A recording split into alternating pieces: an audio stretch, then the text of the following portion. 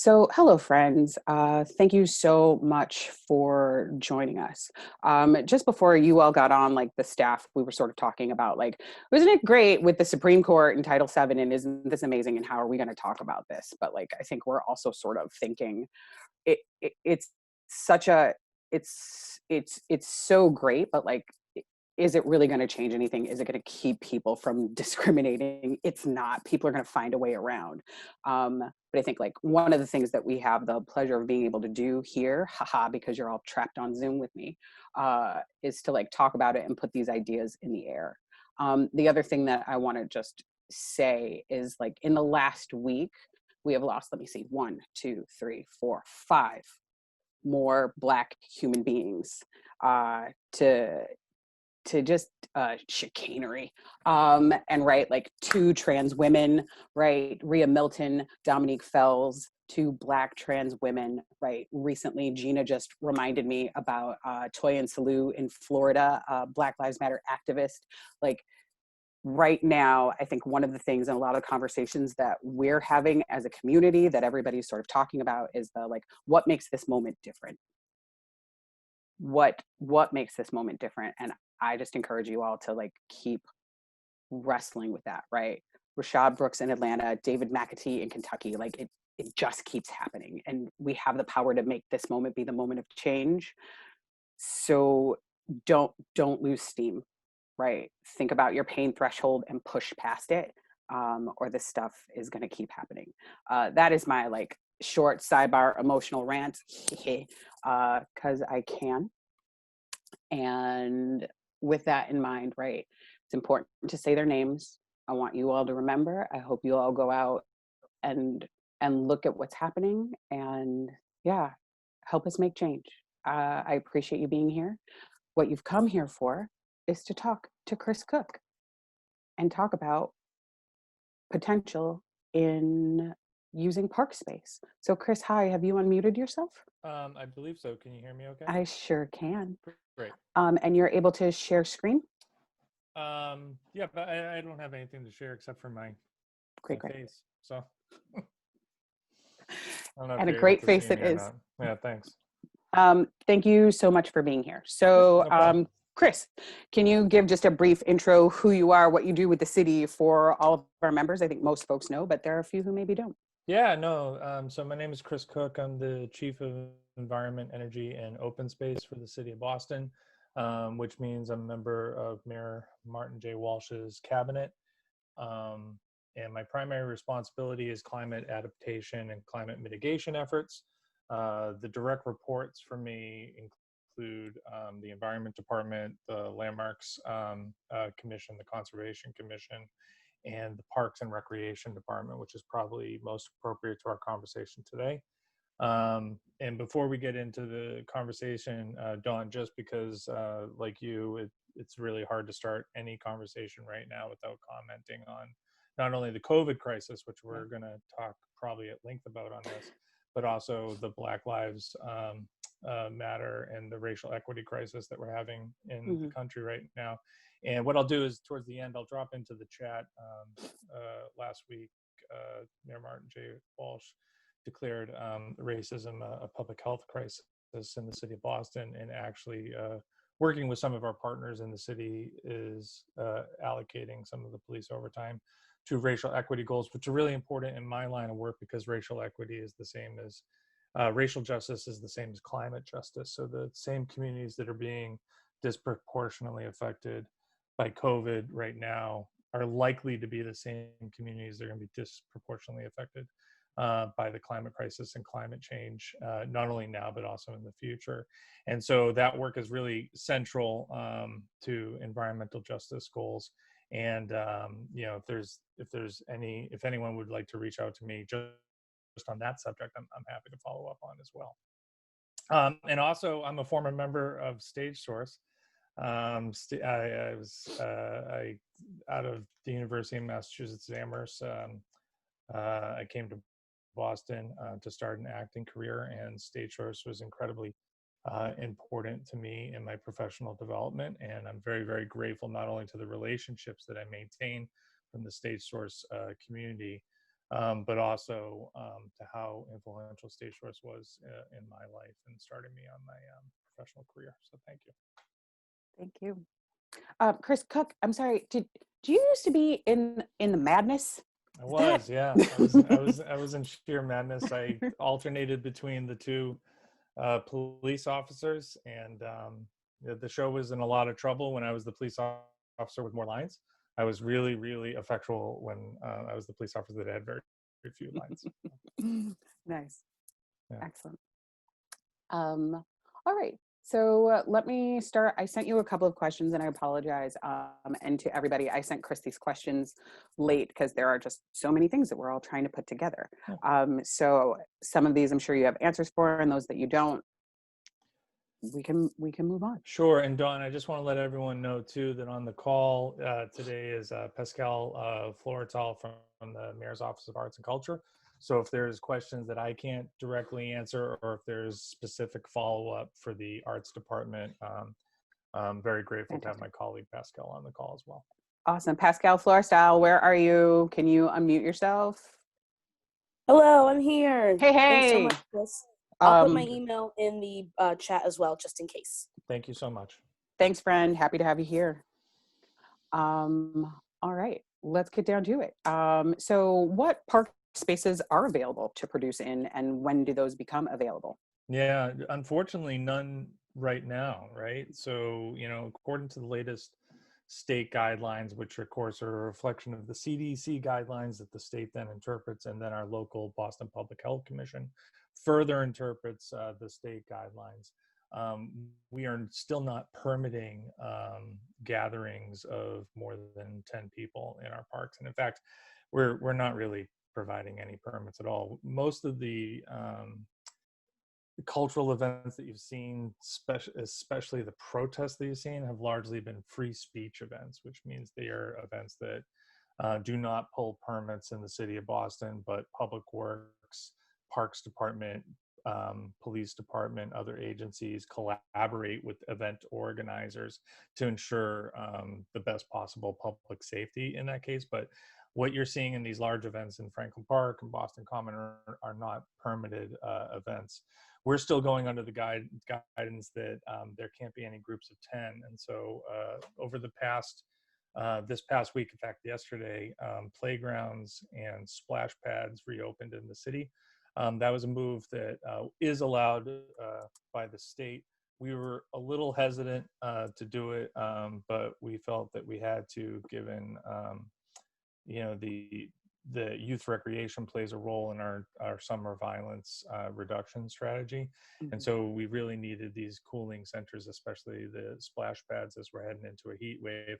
As you know, a lot of people don't have access to air conditioning in a heat wave. And the cooling centers that we set up for Boston Centers for Youth and Families can be complicated, especially with the airflow with a respiratory disease like COVID-19. So these outdoor spaces, we felt the need to open those up. Youth sports, to a certain extent, has opened up in parks and recreation spaces, but again, it's no more than groups of 10, including the coaches and the staff. That will continue probably at least through July. In July, we think we potentially might move into another phase. Where we may be able to allow larger events, but really large-scale arts and cultural events. And by that, I define, large concerts with thousands of people, or arts events with thousands of people gathered in one space. It's highly unlikely that those will be allowed through September, through Labor Day. At that time, we'll obviously reevaluate, but it's unfortunate. What that does allow the opportunity, though, is the informality of using the outdoors as a safer rehearsal space. I mean, you certainly don't have to pull a permit to have a group of 7 or 10 individuals out in an open space. I mean, that's the same as using the park for passive recreation. The only thing, we want to make sure that people are following their best guidance with staying 6 feet apart and wearing face coverings whenever possible. But it's an incredibly challenging time for the arts and culture sector. Okay, so timeline looking like perhaps September, Labor Day for larger form events and permitting. Can you talk a little bit then about what the application process would be Sure. like? Is now the time to get your application and your ideas in, or Yeah. wait till a little later? We're happy to have conversations now, and I actually think organizations who are actually interested in doing an outdoor event, not only in our space, but and when I say our space, I mean City of Boston Parks proper. You can have conversations with our special events folks. You can have conversations with the special events office in the City of Boston that might guide you to the decisions that you might make in the fall. Um, all of this, of course, is subject to the latest information and the latest data set that the Boston Public Health Commission would have. So to give you some sense of what a potential process may look like heading into the fall, you would submit, if you were in a park site, you would submit the parks application like you would normally do. If you were in a street or another open space within the city, you would submit a special events application to the Tourism, Sports, and Entertainment Office, and we can follow up with you, Dawn, and send you the links to those applications. You would then meet with that office and find out whether or not the space is actually available, and you would start going through what the guidelines you would have in place are. And there, it's hard to imagine that the restrictions will be completely lifted by fall. Like I certainly hope they will be. Nobody wants to see COVID come back at the level that it's affected Massachusetts already. I mean, we start looking at nearly 8,000 deaths in the Commonwealth. No one wants to see a full resurgence of this disease. With having over 100,000 cases in the Commonwealth already. But I'd be very, very surprised if they're not still following the guidelines of PPE, staying 6 feet apart, and that makes theater difficult, right? So theater, when the governor of Massachusetts is saying that basketball isn't allowed because it's a contact sport, there's not a lot of theater that's not a contact sport. I mean, theater is about communicating verbally, but also physically with the other person on stage. And so I think it's going to be very, very complicated for arts and cultural events moving forward. But after that application, that initial application process, there will be an additional layer on a case-by-case basis by which the Boston Public Health Commission will review individual events to see whether or not they could take place. And so as that process defines itself and advances itself, we'll work with our partners like Pascal and the Mayor's Office of Arts and Culture to develop that plan. And where will that information live? On the city's website?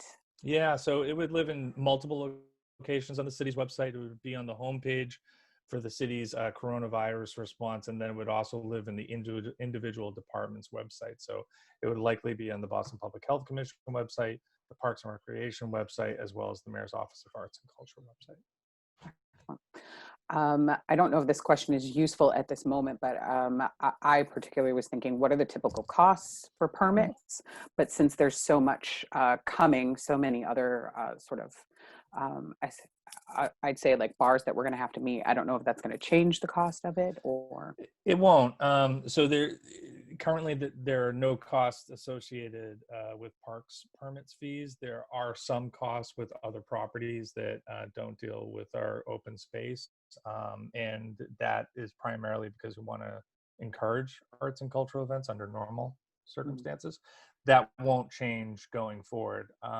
However, I would remind people that there's no gated ticketed events allowed in public space. And so, it's free and open to the public, which makes crowd control and crowd size enormously complicated. What I will say, though, is that the most creative people I know are people who produce and develop theater. And if there are creative solutions around the crowd size and keeping people safe, we really, really welcome those conversations. not to speak for Pascal, not only at the Office of Arts and Culture, but also at the Parks Department. Parks are for people. They're not just a pretty place to go look at and to walk through. We want them active, and so if there are creative solutions to some of these social distancing guidelines, we'd be happy to hear them. Can you speak to when spaces become available? What are the park spaces that people can access? Yeah, so there's the traditional spaces. I think most people are very familiar with places like Franklin Park and Boston Common, but those are heavily permitted locations. There's a surprising amount of beautiful spaces that could actually serve as an open space theater and area, not only throughout the Emerald Necklace itself. There's beautiful spots in Olmsted Park. There's beautiful spots like Pine Bank at Jamaica Pond. But then there's also major recreational facilities that are underutilized from an arts activation standpoint. Places like Moakley that has amazing MBTA access, and then most neighborhood parks, or most neighborhoods, have at least one park that has an amphitheater, and typically those have been designed by landscape architects to really promote things like farmers markets and mini concerts that happen for those neighborhoods. But those are all spaces that could be thought of as pop-up theater events.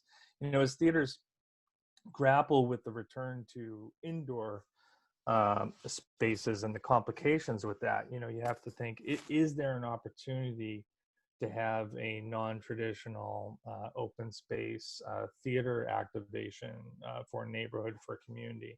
And then the only other thing I would add to that is this is a year unlike any other.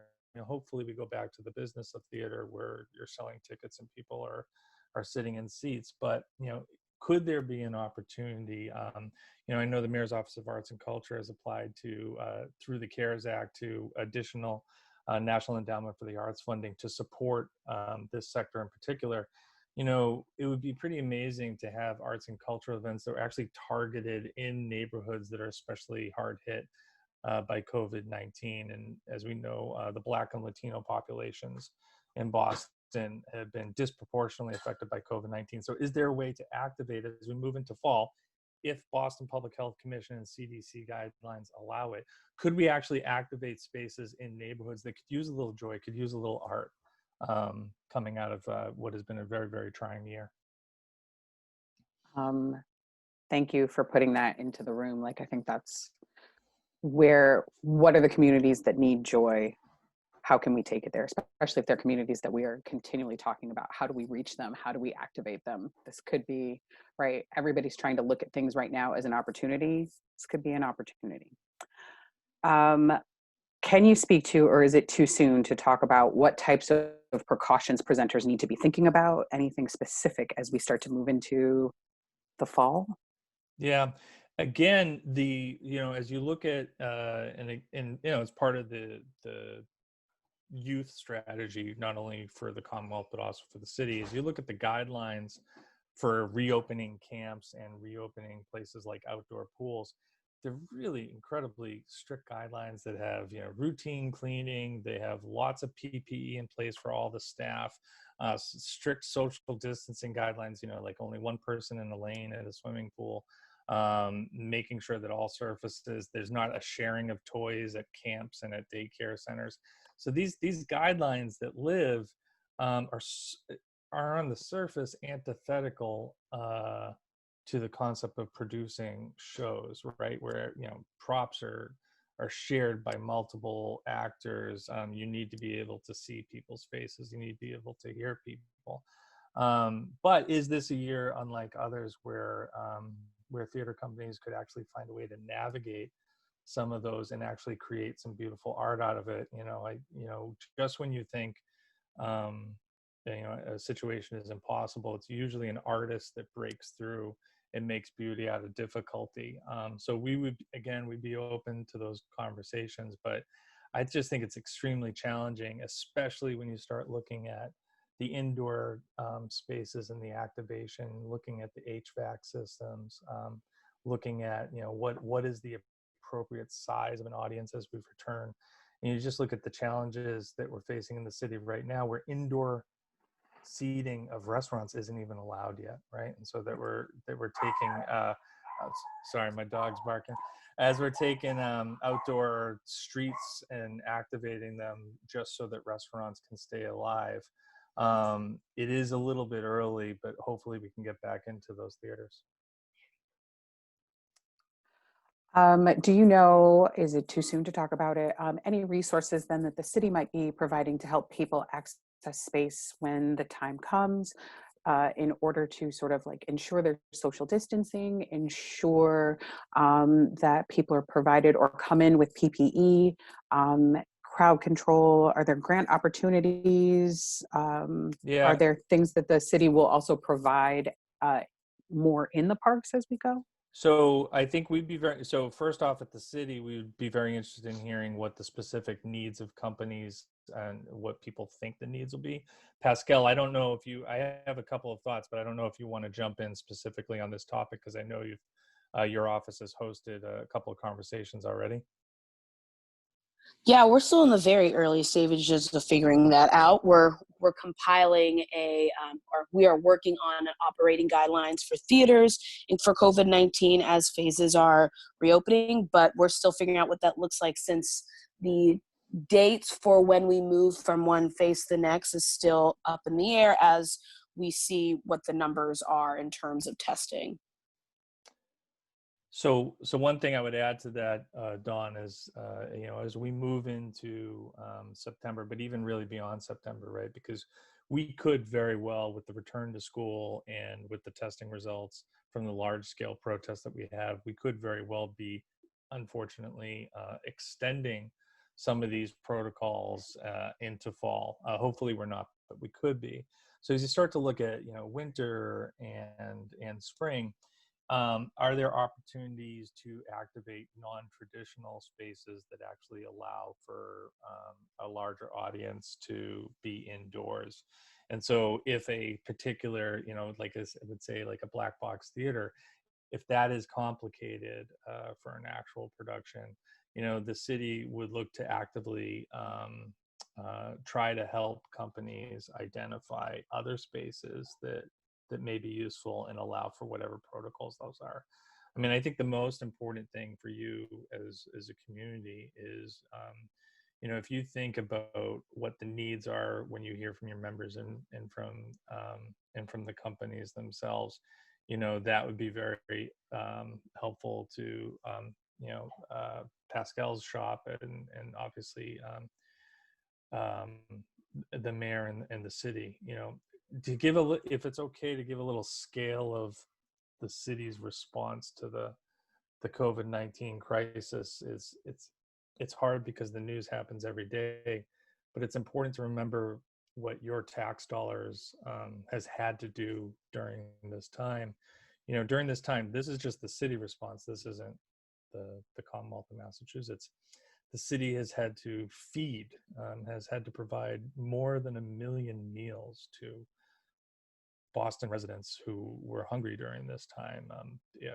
Almost 35,000, I think 32,000, but almost 35,000 Chromebooks have had to be distributed to Boston public school students so that online learning could continue to happen.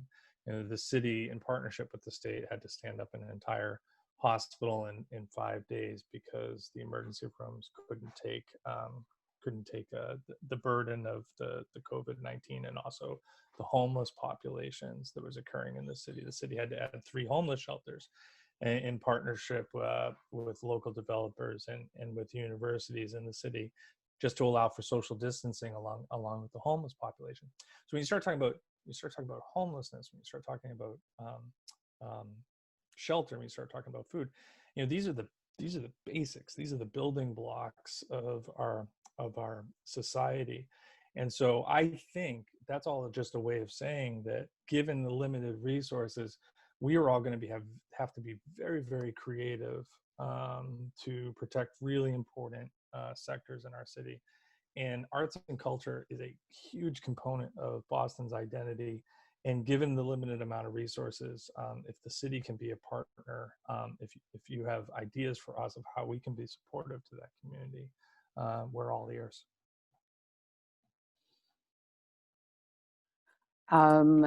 Thank you for that. I really appreciate sort of contextualizing. I think we are all so busy sort of hopefully moving from triage to like a more steady state, but like remembering all of the responsibilities, all of the things and where we are in it, but also that reminder that the arts and culture sector, specifically us as theater practitioners and performing arts practitioners, like are some of the most creative folks and can help think through some of these issues and these problems.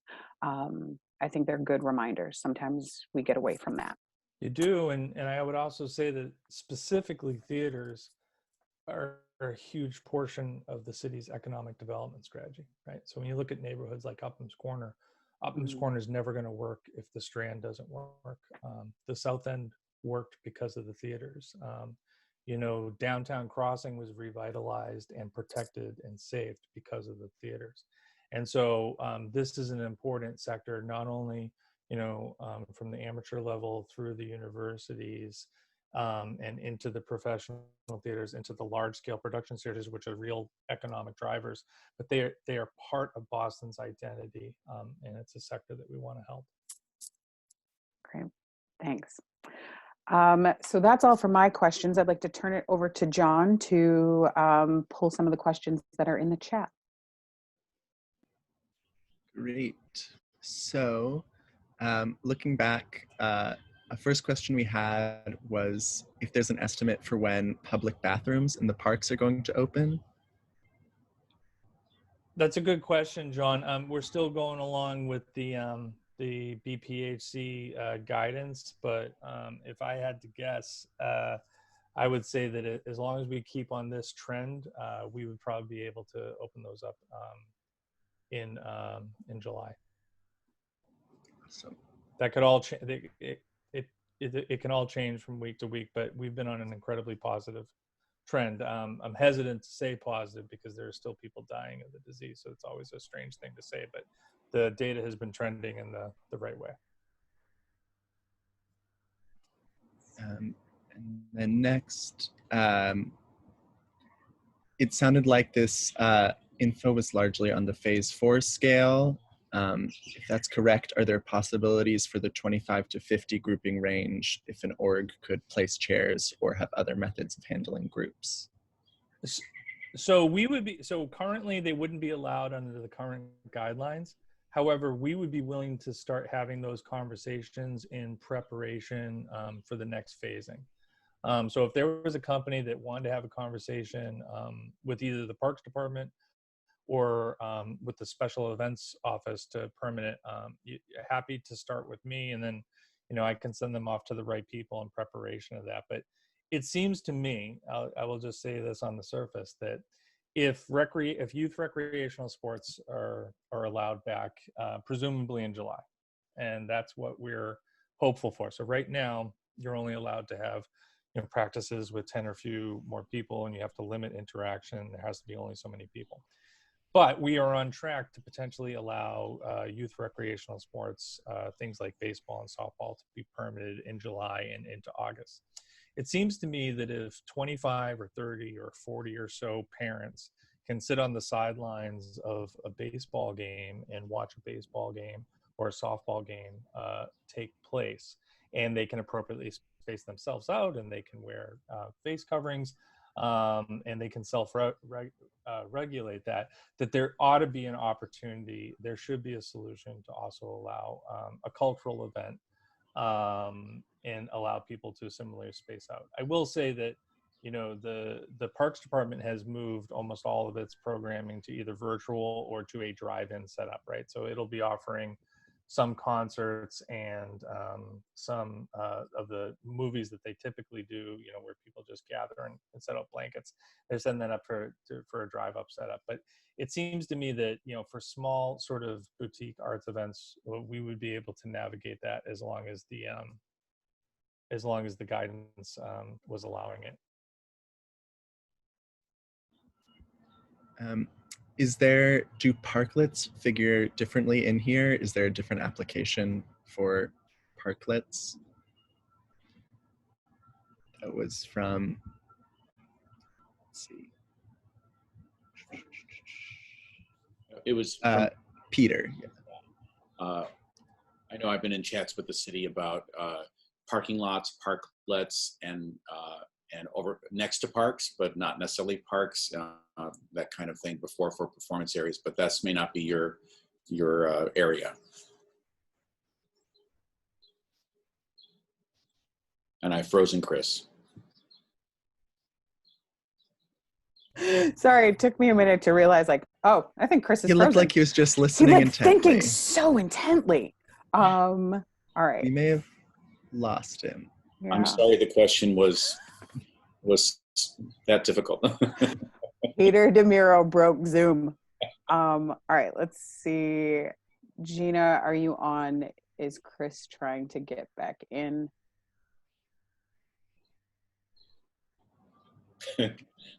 Hold, please. Talk amongst yourselves. All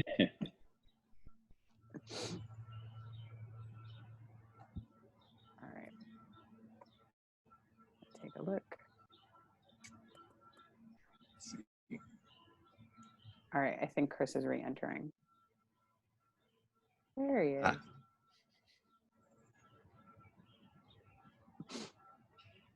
The suspense is killing us. You're muted, but so I just did you hear the last question? Sorry about that. Was it? I don't know if it was the one that I was trying to answer. Parklets. Yeah. Oh, what? No, what's the question? Sorry. Peter, do you mind restating your question for us? Thanks. Hi, Chris. Thanks. Sorry to make you freeze. The question is, I've been in chats with different parts of the city and downtown Crossing about using parklets, those odd shaped triangles, and didn't know if these rules apply there, or if that's something in your awareness of parks and parklets may sound the same but are so different, or what do you know about them? No, so they would be permitted through the special event office, because those are fundamentally public works departments property. But the idea of like pop-up art or pop-up experiences happening sounds to me like an incredibly exciting way to sort of reinvigorate. Now, the tension that we have is that, you're also amazing creating art that like you'll almost automatically start a crowd, right? And so it'll be something that you have to manage. So is it something that isn't advertised, that is just a joyful experience for people coming through the space, and they kind of enjoy it, and then they kind of move on with their rest of the day? And so those are the things that I think we would have to work with companies to navigate. But I think it would be like a really beautiful visualization, and sort of a way for the arts community to sort of re-engage with Bostonians. People are so sick of doing exactly what we're doing right now, which is so devoid of personal and one-on-one interaction, that I just think that would be remarkable. I think back, there was a company that I was fortunate enough to be part of. I wasn't in this production, but there was a company called Rough and Tumble, and they once had this amazing production along the Freedom Trail, where they just had pop-up interactions with people along the Freedom Trail. I doubt they got a permit, and you certainly don't need to get a permit to necessarily do it today. But it was just an innovative, way for actors to interact with people around them, and it never really drew too big of a crowd, because 4 or 5 people would notice it, and then they would kind of have to get on with the rest of the day. So I think things like that are possible. As far as actual scheduled performances where people sit down and actually watch the performance, I think that would be a challenging thing to navigate given the current guidelines. Great, thank you. Thank you, sir. Great. Our next question was from Joanne. I don't know if you have further clarification, but she asked about what's happening with Christian Herter Park. So not to dodge it, but it's a state property. So I can absolutely get back to you on it, but I'd be making up the answer if I was giving you an answer. So Great. And then, what an amazing space, though. It's an incredible space. Yeah. I believe that is our last question, unless there's Okay. one I've missed, in which case, feel free to pop in. I'm going to do a real quick look. Okay. Yep. All right, friends. There's a question about college campuses. Margaret Ann. Oh. Margaret Ann, do you mind putting your question about college campuses into the space? Not at all. And I know, Chris, this isn't really your purview. And Eva Rosenberg actually also responded, on behalf of, saying connect to Harvard. As I go around, I see a lot of college campuses have really suitable boundaried spaces that would be ideal for rehearsal and small gatherings. Yeah. I'm sure it's up to each different college how it's going to handle that space, but honestly, they're not being used right now. And that seems, for example, I was riding my bicycle through the business school at Harvard, and they have the Schwartz Pavilion. So that's an example of one of these small boundaried spaces that really could be suitable, and especially campuses like Northeastern are very accessible to Boston city dwellers. Yeah, I Margaret, I think it's a good point, even for rehearsals. Listen, hey, listen, it might rain, but rehearsal space is complicated under the best of circumstances. The idea of are these non-traditional spaces that we could activate? We have a very, so it's not necessarily my responsibility, like you said, but I do every single day because of the other work, the climate adaptation, the climate mitigation work.